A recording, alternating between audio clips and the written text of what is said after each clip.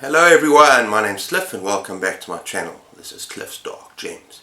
And if you're new here, sit back, relax and enjoy the show. Yeah, tonight we're going to do the extreme weather book tag. So hold on to your hats and stay tuned.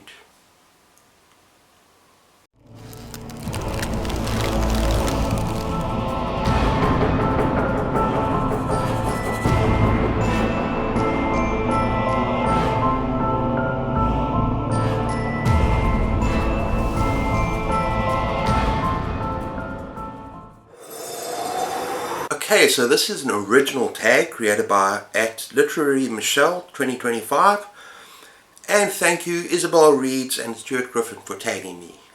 Yeah, and it's a lot of fun. I'm going to talk about books, I'm going to talk about extreme weather, and I actually think there was another name attached to this tag. If I find it, I'm going to put it down below. But yeah, it's a lot of fun.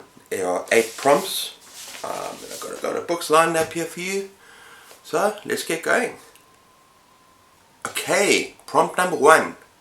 How do you think an extreme weather event such as a hurricane, tornado or blizzard impacts the plot of a book?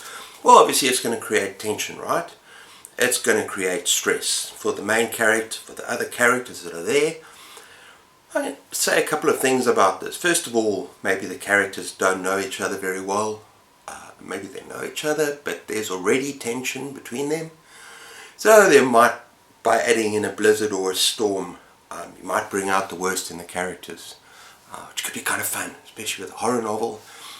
And then another thing I'm thinking of, to make it even more interesting, like kind of a battle for survival, is to not just have a blizzard or a storm, but add in some monsters. There might be a human monster, or a supernatural creature, or something. I'm thinking horror, people. So yeah, that would kind of impact the plot, enhance the plot, and not just the storm itself. You can do other things with it as well.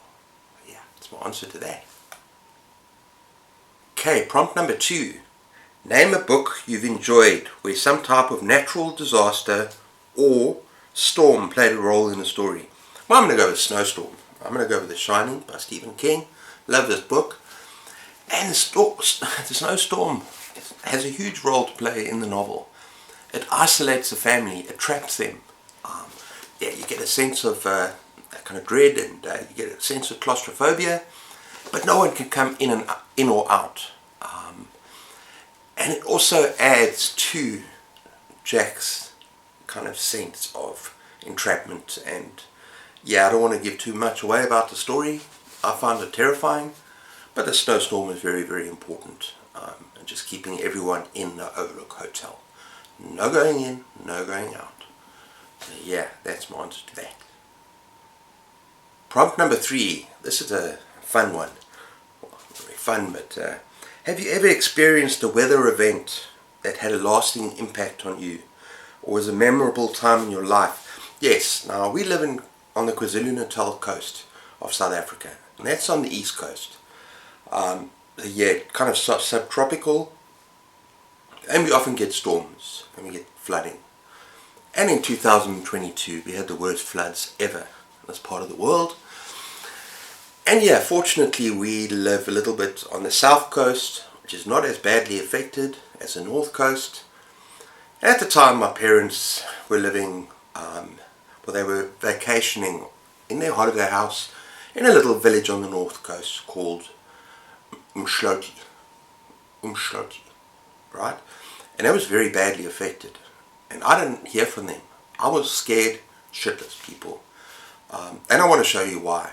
Some of the results of the storm I'll put up there. There were mudslides. There were roads that just, bridges that broke. I want to give you some statistics here, just to give you an idea. It was pretty bad down here as well. But there were over 459 deaths, 4,000 homes destroyed, 40,000 people homeless and displaced.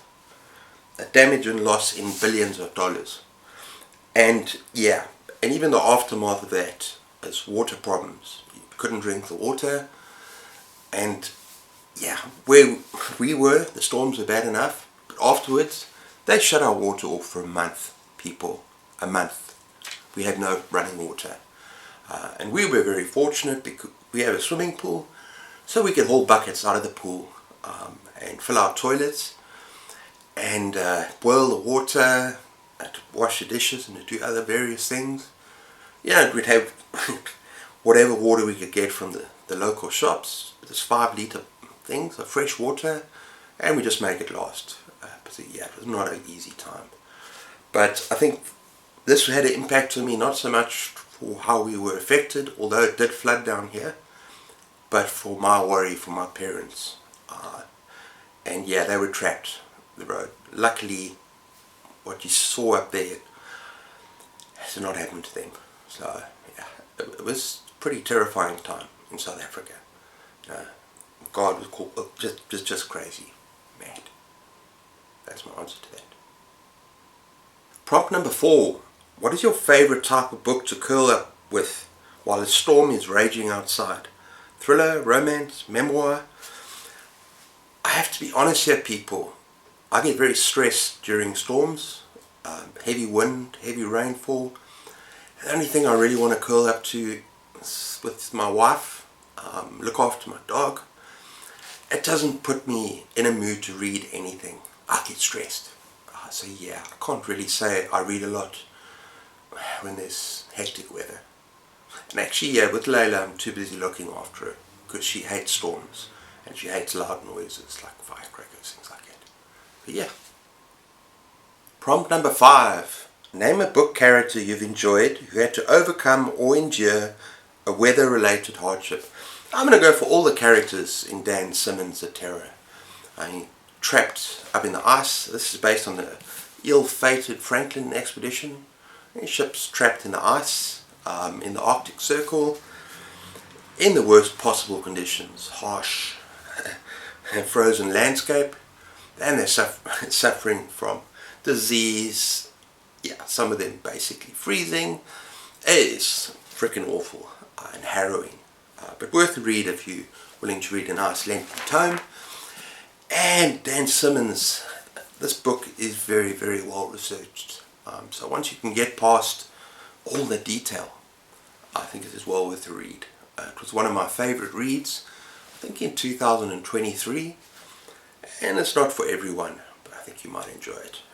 Yeah, so that is The Terror, Trapped in the Ice. Yeah. Prompt number 6. If you were told to evacuate your home, which 3 books are in your go bag and why?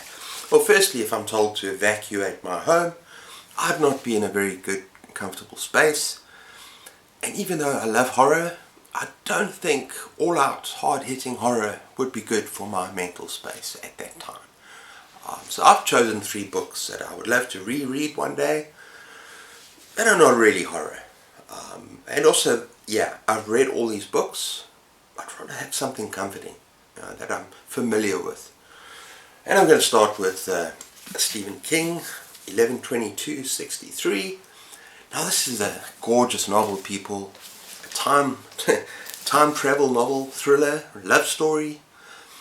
Yeah, going back in time with this English teacher goes back to prevent the assassination of JFK. It's so much more than that. So much more than that. It's got nostalgia, and yeah, it's just a beautiful, well-written story.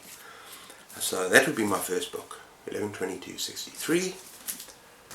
Then I'm going to go with some dark fantasy. Might not go with horror. This maybe has a little bit of horror in it, because I want to escape. I want to get away from what's happening to me. So this and the next book will allow me to do that. Get into another world. Now I'm going to go with The Magica from Clive Barker. I recently reread Weave World for the 3rd time, so I wouldn't take that again. But yeah, this is nice and big. Take my time, and worlds within worlds within worlds. So this would be gorgeous, yeah. But it's not worlds within worlds. It's yeah, it's just beautiful. Great imagination, gorgeous prose. And the last one I would read would be childhood favorite, people, Dragonlance. This book's not in the best condition, but I would actually go with, this is Legends. Yeah, Time of the Twins, War of the Twins, Test of the Twins. I want to go with the Chronicles, but I don't own that anymore. that's why I'm showing this off. I might show the chronicles up there. But yeah, just awesome characters.